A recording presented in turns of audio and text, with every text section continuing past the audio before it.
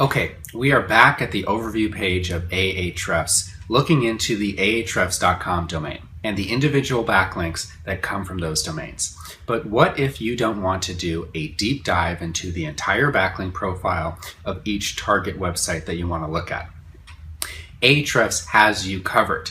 If you go over here, right at the top of this overview page, you see two really handy, quick snapshots into the power of both the domain, over here a DR, that stands for domain rating, and that is the total power of the whole domain. So in this case on my screen, I'm looking at ahrefs.com. That has a 67, that's out of 100. So this is a very, very strong domain. It is very unlikely that if you just have a regular blog or something, you're going to get to 67. You also have the URL rating, which is UR to the left. That says, what is the power of this particular URL on the website? As you can see here in this instance, it's 84. That's phenomenal. So if you see a bunch of domains and URLs with ratings like this on a keyword that you're hoping to rank for, you know that it's going to be a real challenge. And if you punch in your own domain and you have a DR of maybe 25 or 30, you know it's going to be very difficult, not impossible, but certainly difficult to outrank something like Ahrefs or something with a similar DR or UR. Ahrefs uses two very important factors to come up with both the UR and the DR. It uses the quantity of backlinks, but it doesn't do just that. You could look and see, okay, it has 3.74 million backlinks. It doesn't just look at even referring domains. You could do that yourself too and say, okay, this has 16.8 thousand referring domains. What it actually does is it says for each of these backlinks, what is the quality of that link? So if you have a link from NewYorkTimes.com, well, that is going to be a lot more powerful than a small-time blogger. So it evaluates both the quality and the quantity of each linking domain that links to your target to come up with this very quick snapshot into their total domain power and their total URL power.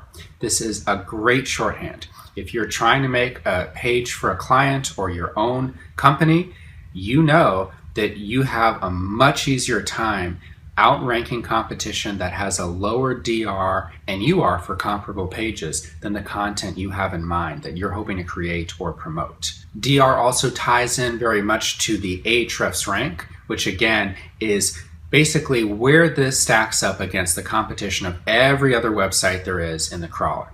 So the higher the domain rating, the lower the Ahrefs rank. The overview also has some really nice data that you can look at very quickly. There's a graph here, Ahrefs rank, how this is performed over time. You have referring domains. You can see a very steep increase right here. So they're doing much better. On the other hand, referring pages, you see a huge decrease. So new and lost, all this stuff is very useful to see. Is your competition on the rise? Are they staying about the same or are they going down? This gives you insight into where you can take your business. And you can also put in your own website to see how you're doing. A lot of people only rely on Google Webmaster Tools for info like this, but really that is not giving you the whole picture. It should be used, but in conjunction with another tool such as Ahrefs to get a deeper, more complete picture of even your own website. If you scroll down, you can see CTLD's distribution. This is something like, well, a CTLD means country-specific top-level domain. So are they getting a lot of links from, Germany? What about Italy? What have you? If you have an international presence, or particularly if you're trying to rank particularly well in a geographic market other than the US, this can be very helpful. If you are, for example, a British website and you have very few or even no .co.uk links, that could signal to Google that, hey, maybe you're really not such a local British business. You definitely want to keep that in mind when building your own backlink profile and conducting your outreach campaigns. If you're only using Ahrefs to look at a competitor and then trying to replicate that person's success with your own business, always keep in mind where that competitor is located. If they're trying for the Italian market and you're trying for the German market, you could have a very different strategy than them. Below you see the anchors cloud. So here, 44% of all links to ahrefs.com say the word Ahrefs and nothing else for what the link looks like. So a link has two components essentially, really more, but two that we can focus on right now. The actual URL to the website to be linked to and what it appears like to the browser. So anchors are very important. They used to be more important SEO, but they're still very important to consider. They basically give an additional signal to Google and other search engines as to what the page you're linking to is about. So it used to be people would say, okay, I have a New York pizzeria. I want to build loads of links with that anchor text, New York pizzeria, because I want to make sure that Google and other search engines know that that's exactly what my website is about. Be very careful doing that now. In fact, one of the best uses of the Anchors Cloud is to avoid doing that. That is called over-optimization.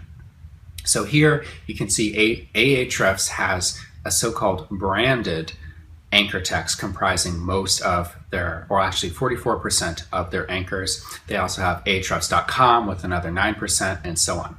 This is very natural seeming to search engines. They know that many businesses are going to be referred to as their own name. But when you start saying, okay, 80% of links use the term New York pizzeria, that tells Google, hey, maybe you need to investigate this manually or maybe even algorithmically penalize the site because that's just not consistent with what a natural backlink profile would look like.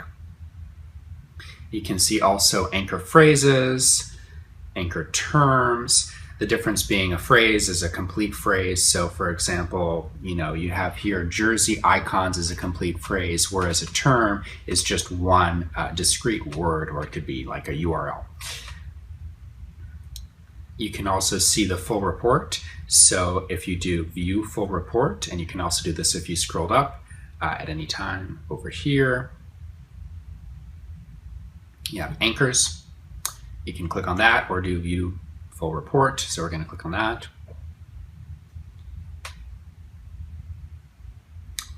And this gives you a lot more data than the overview page, and it really lets you see what your anchors look like.